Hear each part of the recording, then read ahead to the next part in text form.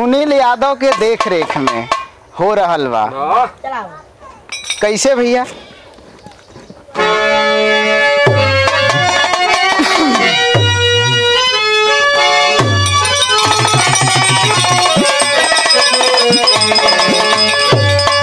लोग बतावलन, हमरे गुरुजी बतावलन कि ये बेटा ये धरती मृत लोक है। इस धरती पर जो जन्म लिया मानव रूप में उसे हरि का भजन करना अनिवार्य है।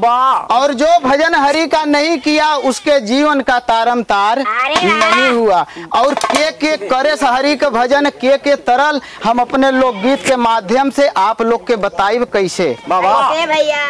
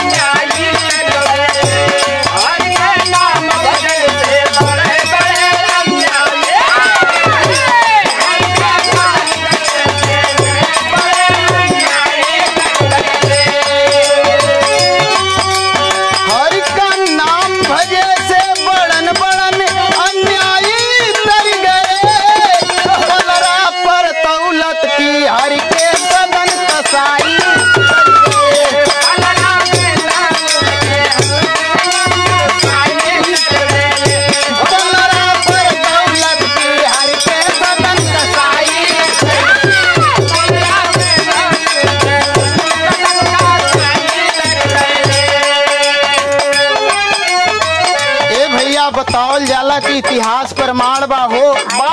सदन कसाई नाम का एक कसाई रहन, मुर्गा बकरा भेड़ा काट के रोज बेचन।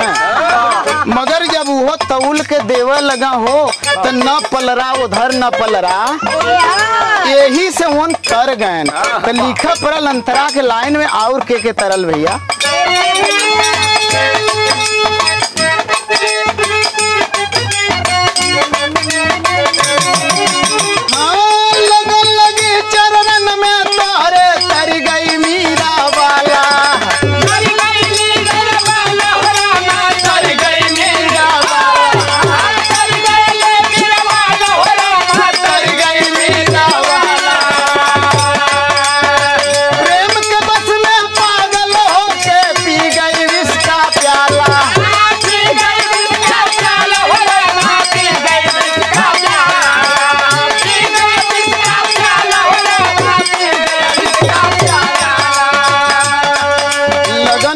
चरणन में तोहरे तरी गई मीरा बाला। ए भैया बताओ जाला कि ये भारतवर्ष में जो भी बच्चा डीएम हुआ, कलेक्टर हुआ, मजिस्ट्रेट हुआ, नेता हुआ, प्रेता हुआ, वो चैप्टर में मीराबाई को पढ़ करके तभी आगे जा करके होता है। उसी मीराबाई का मैं बात कर रहा हूँ। मीराबाई का शादी भल, ओकर मन हरि में लग गयल। पति सताने लगा कि कोई हरि नहीं है, कोई राम नहीं है, तुम पागल हो। मगर वो मानी नहीं, बारे प्रभु का लगन लगा रह गया। लोग माने नहीं, उसको जहर पिला देते हैं, फिर भी वो मरी नहीं और तर गई। तो लिखा पड़ल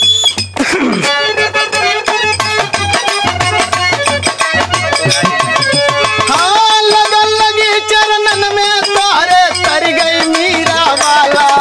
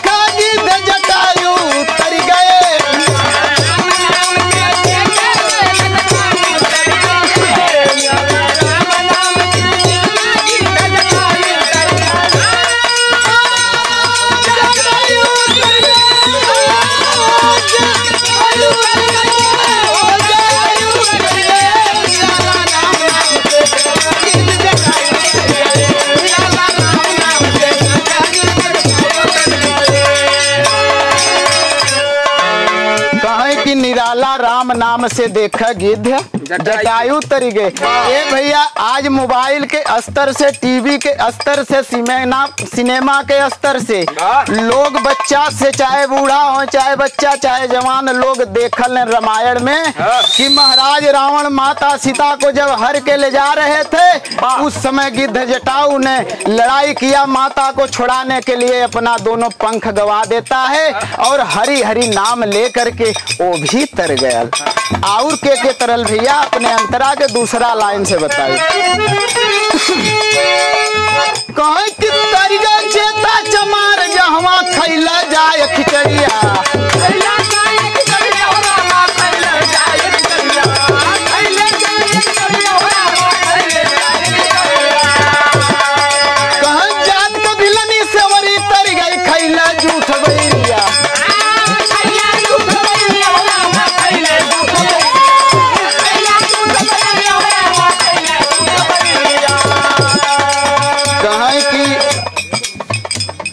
चेता चमार जहवा खैला जाए। ए भैया जात का चमार चेता रहन हो, रोज नहाई ले धोई ले, कच्चा हाड़ी बर्तने में भोजन बनावे खिचड़ी, और सबसे पहले ले जाए के भगवान का भोग लगावे। कहा हे श्री हरि आवो पहले तू खैबत बाद में हम। एक दिन मजबूर हो गए हरि चेता चमार के खिचड़ी खाने पर, आए खाए और दर्शन दिए, वो भी तर गए। कहें कि जात का भिलनी सेवरी तरी गई खैला झूठ बैरिया। ए भैया फिर बात आ गई रामायण का, लोग रामायण के माध्यम से देखा लेन कि प्रभु श्री रामचंद्र जी 14 साल के वनवास में भटकते भटकते जंगल में गए, सेवरी के दरबार में पहुंचे और उसका जूठा बैर खाए और उसे दर्शन दिए, वो भी धन्य हो गई। और के भैया फिर से गुजरिया ताना मरलस, तो गुजरिया ताना मरलस तुलसीदास या नारी तर गए।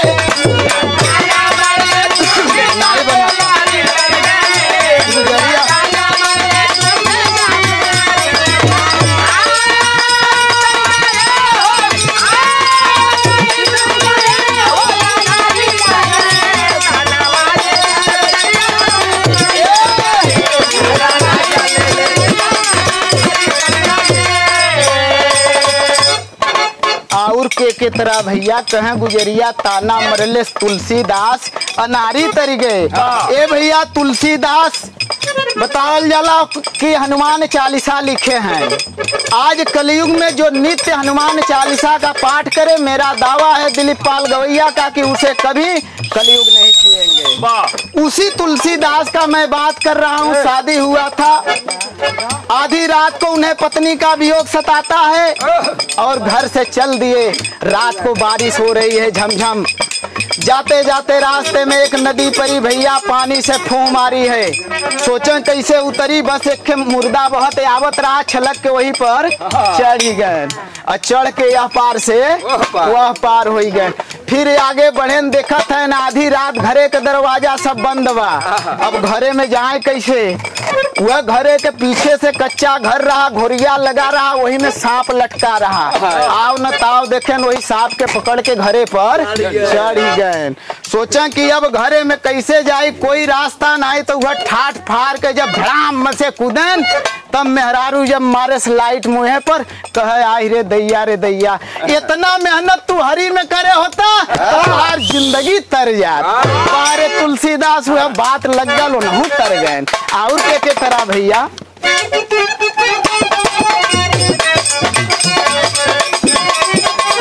कहे कि मारा मारा कहते कहते वाल्मीकि तर गईले।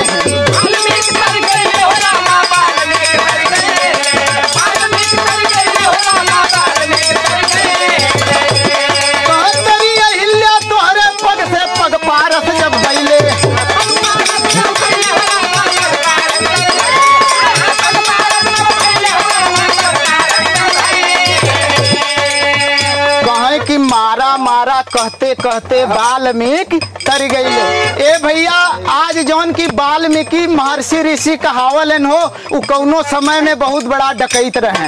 उनके जुबान पर खाली मारा मारा रहल, मारो लूटो मारो लूटो, वही मारा मारा कहते कहते उनको राम राम आ गल। वह महर्षि वाल्मीकि रामायण होने से पहले ही रामायण को लिख दिए और वो भी तर गए। और भैया के तरह कहाँ तर गए, तरी अहिल्या तोहरे पग से पग पारस जब भइले। ए भैया बतावल जाला कि गौतम ऋषि मुनि का औरत रहलिन जेकर नाम अहिल्या बतावल गल। अहिल्या के ऊपर इंद्र का नजर पड़ल, मोहित हो गए, उसके साथ छल कर रहे थे। उस समय गौतम मुनि देखे और अहिल्या को श्राप दे देते हैं कि जाओ तुम पत्थर हो जाओ। ए भैया वो सतयुगा से पत्थर बन के ऐसे धरती पर पड़ी थी, मगर भगवान पुरुषोत्तम श्री रामचंद्र जी भटकते भटकते जंगल में गए, उनके पैर से ठोकर लगा और वो फिर से औरत बन गई, वो भी तर गई। और के तरल भैया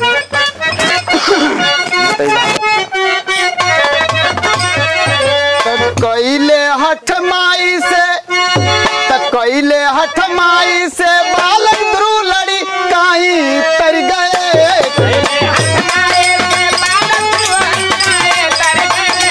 कैले हठ माई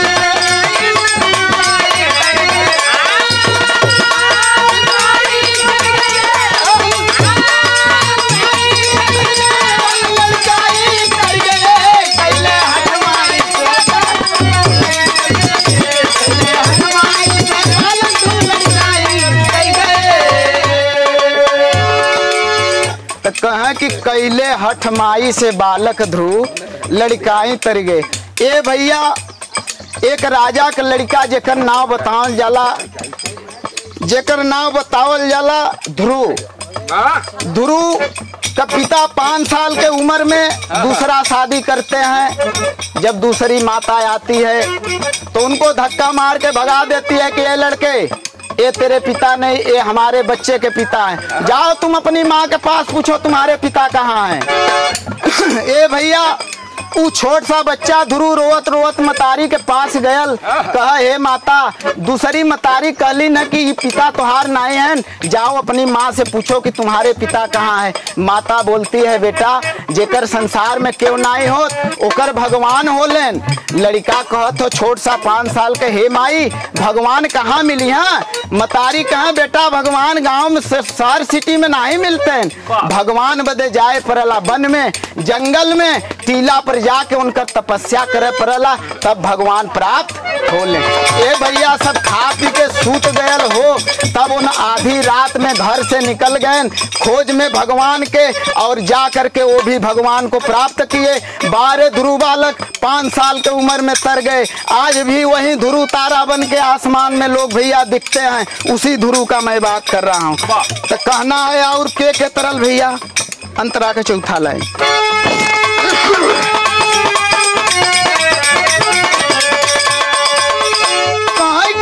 तोहरे नाम के जब से बच गई आबादी के बिलारी,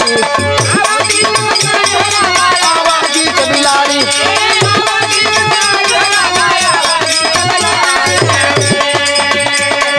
अरे तेरे सुन के भक्त के अपने अइला खंबा पारी।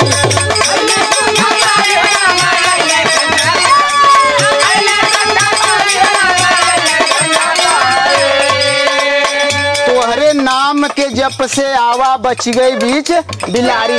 बतावल जाला भैया कि जे रोज नियम से राम का नाम जपी ओकर एक बार नहीं 10 बार बिलार रास्ता काट दे, कुछ नहीं होगा। और भैया बतावल गई कि तेर सुन के भक्त के अपने अइला खंभा पारी। प्रहलाद का बात मैं कह रहा हूँ, भक्त प्रहलाद जब अपने प्रभु को याद किया तो प्रभु जो है नरसिंह रूप पकड़ करके खंभा ही फाड़ करके निकले और दुश्मन का जो है कि वध किए और प्रहलाद को दर्शन दिए, वो भी तर गए। और के तरल भैया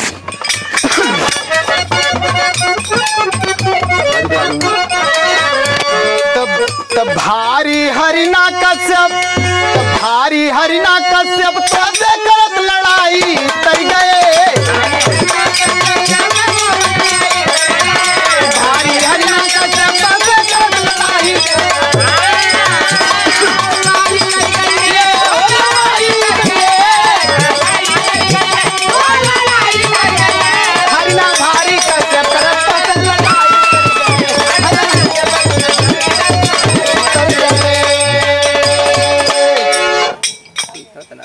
कहे कि हरिना भारी तोहसे कश्यप करत लड़ाई तरी गए। ए भैया जंगल में भगवान पुरुषोत्तम श्री रामचंद्र जी जब हरिना के पीछे गए थे बाढ़ मारने, उस समय महाराज रावण हरे थे माता सीता को। उसी हरिना कश्यप की मैं बात कर रहा हूँ। वो भी भगवान श्री रामचंद्र के बाण से मर करके वो भी तर गया। और के तरल हमारे लोकगीत का अंतिम अंतरा भैया।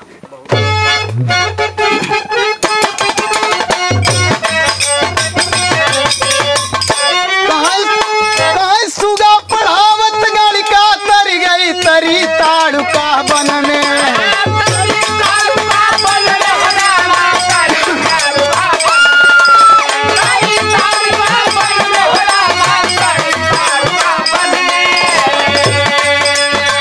याद किए जब राजा बलि तब पहुँचे एक क्षण में।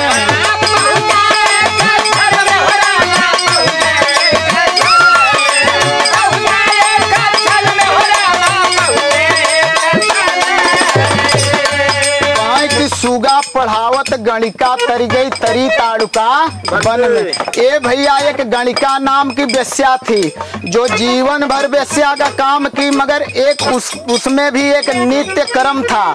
रोज सुबह जब नहा लेती थी, भोजन पका लेती थी, केस बना लेती थी, तब थोड़ा सा दूध भात लेकर जाती थी। घर में एक तोता पाली थी, उसी को दूध भात खिलाती थी और कहती थी कि मिट्ठू बोलो सीताराम सीताराम सीताराम। वही से वो गणिका वेश्या भी तर गई। ये भैया तरी ताड़ुका वन में भगवान पुरुषोत्तम श्री रामचंद्र जी अपने बाण से वो ताड़िकासुर का जो है कि वध किए थे। भैया लोग जाना ला रामायण के माध्यम से कि उसे कोई मारने वाला नहीं था, जिसके भुजा में इतनी ताकत थी कि 7 ताड़ के पेड़ को एक बाण से छेद दे, वही ताड़का का वध कर सकता था। ये भैया भगवान पुरुषोत्तम श्री रामचंद्र के हाथ से मर के वो भी तर गई। तो अंतिम में लिखा पड़ल